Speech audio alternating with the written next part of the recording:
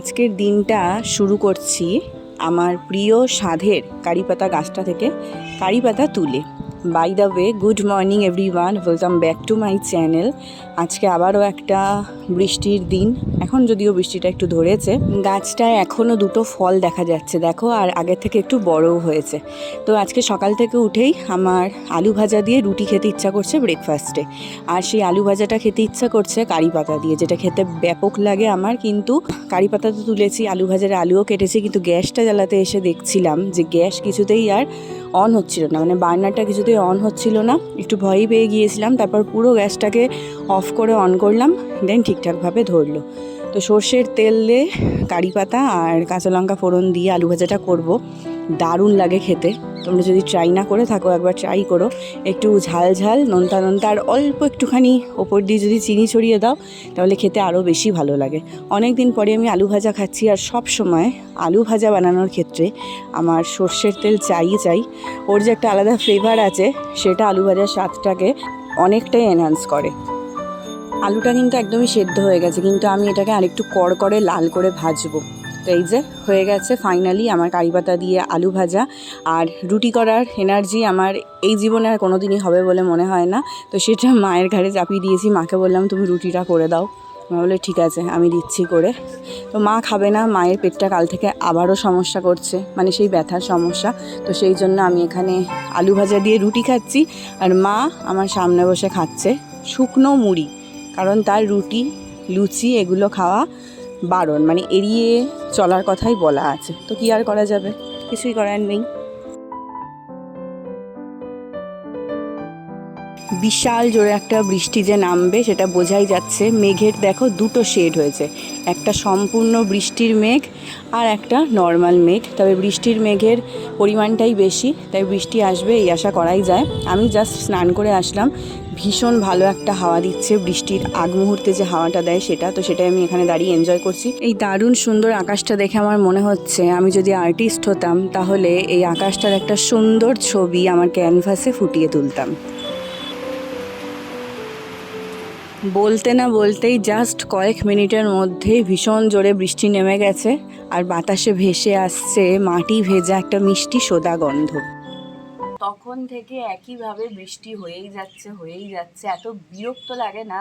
এইবার বাড়িতে এসে খালি বৃষ্টিই পেলাম। এক তো শরীর খারাপ নিয়ে এসেছি, তার মধ্যে খালি দুদিন অন্তর অন্তর বৃষ্টি হয়ে যাচ্ছে। এবছর বৃষ্টিটা আসলে একটু বেশি, বাট ওই যে বললাম এই বাড়িতে আসলে কখনো আমি বৃষ্টিটাকে খুব এনজয় করি, যেহেতু চোখের সামনে দেখতে পাই খোলা জায়গাটা, সেই কারণে।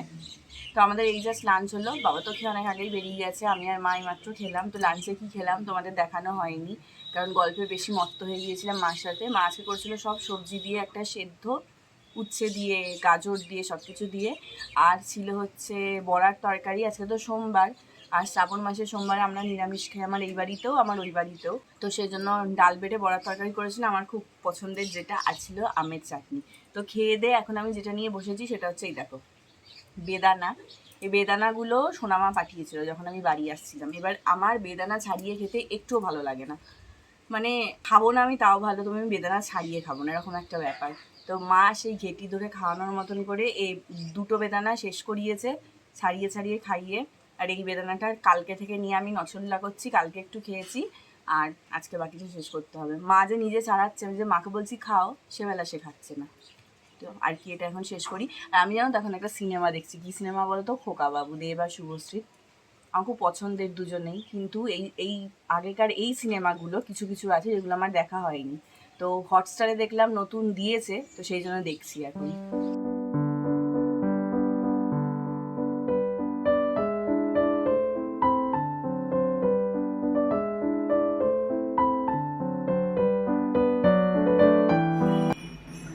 High, good evening. একটু ছাদে যাব মনে করলাম, তার কোনো উপায় নেই, একভাবে তখন থেকে টিপটিপ করে বৃষ্টি হয়েই যাচ্ছে। একটু ঘুমিয়েছিলাম আমি সিনেমা দেখার পর, তো ঘুম থেকে উঠে মনটা একদম খারাপ হয়ে গেল এই বৃষ্টিটা হতে দেখে। আর বাড়ি যাওয়ারও আমার আর বেশি দেরি নেই, আর কয়েকদিনের মধ্যেই আবার বাড়িও চলে যেতে হবে। কিন্তু আমি ছাদে থাকাটাকে এনজয়ই করতে পারছি না এই ব্যাঙের সাথে বৃষ্টির জন্য। তো এখানে কিছু জামা কাপড় জমেছে যেগুলো আমারই, ভাবছি এগুলোকেই এখন একটু গুছিয়ে।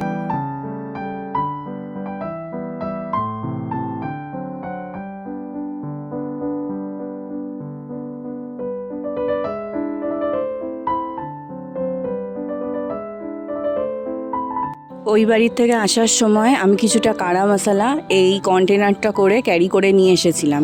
ঠিক এটা কাজে লাগলো, ভেবেছিলাম লাগবে না, কিন্তু গলাটা আবার আজকে ডিস্টার্ব করছে। আসলে পুরো কাশিটা তো আমার কমেনি এখনও, সেই কারণে তো একটুখানি গুড়ের বাতাসা, কাড়া মশলা আর অল্প করে একটুখানি ফ্লেভার টি অ্যাড করে এটা খাবো, যাতে খেতে একটু ভালো লাগে। না তো এই কাড়াটা খেতে না আমার মোটেই ভালো লাগে না।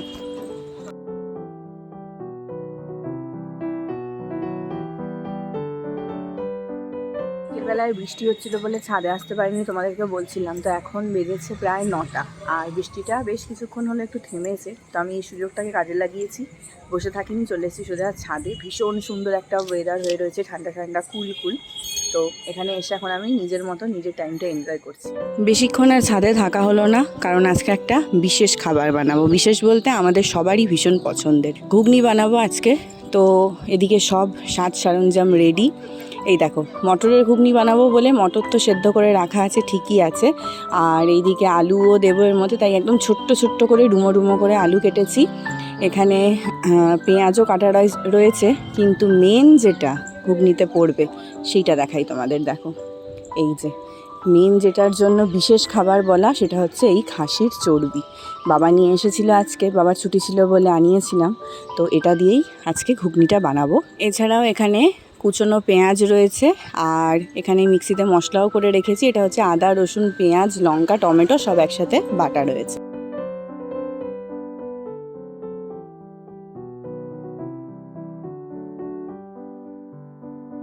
কড়াইতে দিয়েছি সর্ষের তেল, একদম অল্প করে তেল দিয়েছি, কারণ যেহেতু চর্বি দিয়ে রান্নাটা হবে তাই চর্বি থেকে তো তেল ছাড়বেই, সেই কারণে।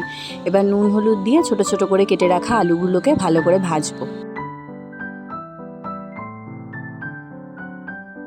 আলুগুলো 70% মতন ভাজা হয়ে গেলে কুচিয়ে রাখা পেঁয়াজগুলো দিয়ে এবার পেঁয়াজটাও আলুর সাথে ভেজে নেবো। এত সুন্দর একটা গন্ধ বেরোচ্ছে এই আলু পেঁয়াজ ভাজার, যে মনে হচ্ছে এক্ষুনি গরম গরম এক থালা ভাত নিয়ে বসে পড়ি, লঙ্কা ভাজা দিয়ে ভালো করে, আলু পেঁয়াজ ভাজা দিয়ে দুটো ভাত খাই।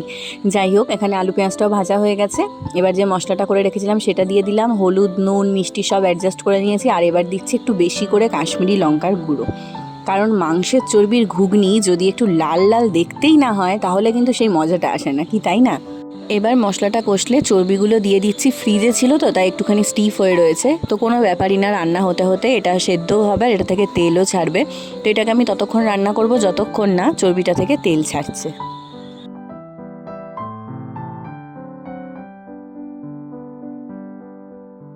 দেখতে কিন্তু ব্যাপক লাগছে, তাই না বলো? চর্বির সাথে মশলা সব কিছু ভালো করে কষে সুন্দরভাবে তেল ছেড়ে দিয়েছে, আর দারুণ সুন্দর একটা গন্ধ উঠেছে খাসির চর্বির।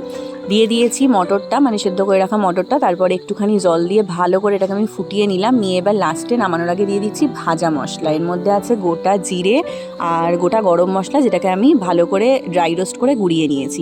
ব্যাস হয়েই এসেছে, সারা বাড়ি জুড়ে দারুণ একটা গন্ধ বেরোচ্ছে, আর দেখতেও কিন্তু ভারী সুন্দর লাগছে। তো এটাকে আমি আর 1-2 মিনিট ফুটিয়ে তারপর নামিয়ে নেব।